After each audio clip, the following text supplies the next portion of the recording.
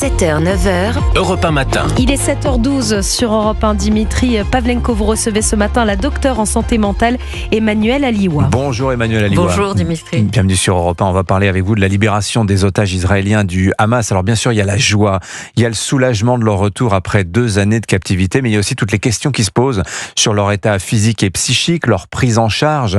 Cyril de la Morinerie, qui est en Israël en ce moment, nous les décrivait à quel point ils sont abîmés physiquement. Mais alors vous êtes la représentante officielle en France du protocole national israélien en premier secours psychologique d'urgence, le protocole 6C, protocole que les ex-otages vont recevoir. Qu'est-ce que c'est que ce protocole 6C, docteur ? Le protocole 6C est un protocole qu'on dit d'intervention précoce, c'est-à-dire qu'il est dédié à l'urgence et il permet de déchoquer en 90 secondes, donc vous imaginez la rapidité de l'efficacité de la méthode, une victime ou un témoin ou soi-même qui est en situation d'urgence et de choc.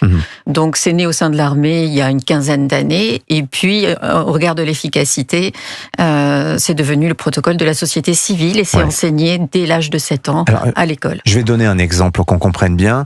C'est vous qui le racontez. Le jour du 7 octobre, dans un kibboutz, la famille Idan est dans sa cuisine. Elle est face aux criminels, face aux tueurs du Hamas. Il y a la mère, il y a 2 jeunes enfants, il y a le papa qui est en état de sidération parce que sa fille aînée, elle vient d'être assassinée sous ses yeux.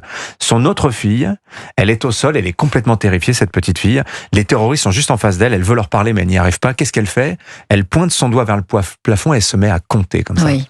Qu'est-ce qu'elle fait là ? Elle fait de l'activation cognitive, c'est-à-dire que lorsque vous êtes terrifié par une menace de mort, une partie de votre cerveau devient super active. C'est la partie de la survie et des émotions, le cerveau limbique, l'amygdale cérébrale. Et il est tellement important, son activité est tellement importante que vous n'arrivez plus à penser efficacement. Vous n'êtes plus en capacité de vous mettre à l'abri, de dérouler vos procédures, d'être efficace tout simplement. Il s'éteint, on le voit très bien à l'imagerie médicale.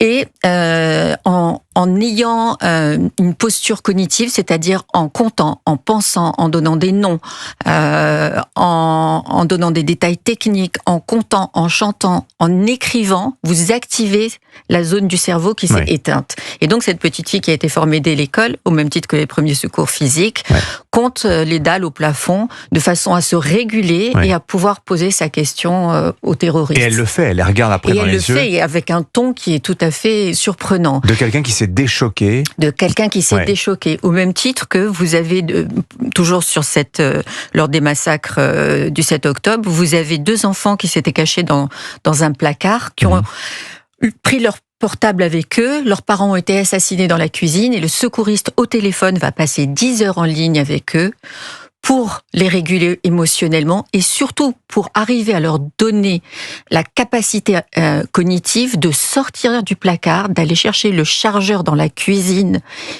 en passant devant les parents assassinés et de revenir. Incroyable. Et tout ça a duré 10 heures. Mais alors, en quoi ce protocole d'urgence peut s'avérer efficace pour des personnes, les ex-otages qui viennent de passer 800 jours de traumatisme, de sévices continus, docteur ? Alors, effectivement, c'est toute la question. On sait que il est appliqué lorsqu'ils sont arrivés au point d'accueil.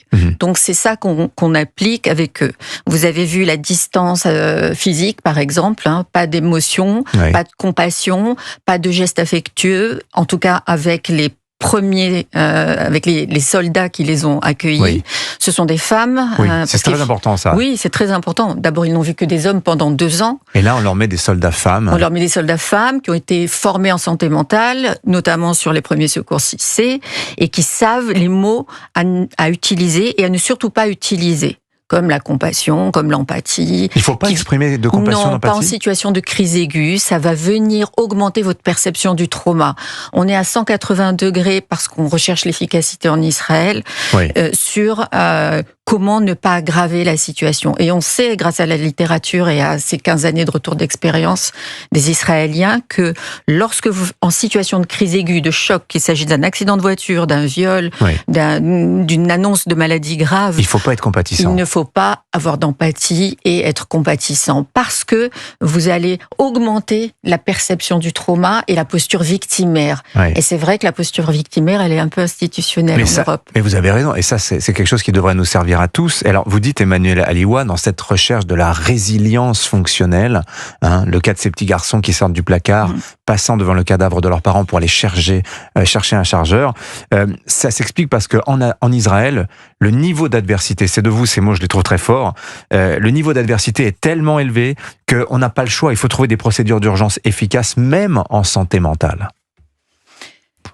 Surtout en santé mentale. Et enfin, les pouvoirs publics israéliens, malheureusement, le touchent du doigt assez tardivement, parce qu'il y a en Israël une posture, un culte du héros, une posture aussi très pudique qui fait qu'on ne souffre pas.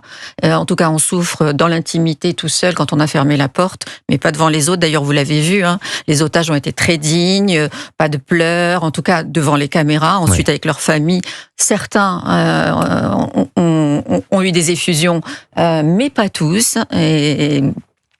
Donc, enfin, j'espère que les pouvoirs publics vont prendre en charge à la mesure du tsunami qui a touché ce pays. Oui, parce qu'il n'y a pas que les otages. Bien sûr qu'il n'y a pas que les otages. Il y a tout un peuple, et pas seulement en Israël. C'est une armée d'appelés, déjà, il faut le dire. C'est une armée d'appelés. Ils vont combattre à Gaza, Absolument. Ils reviennent dans leur vie civile, c'est très compliqué. Ils reviennent, et puis ils sont appelés régulièrement en qualité de réservistes.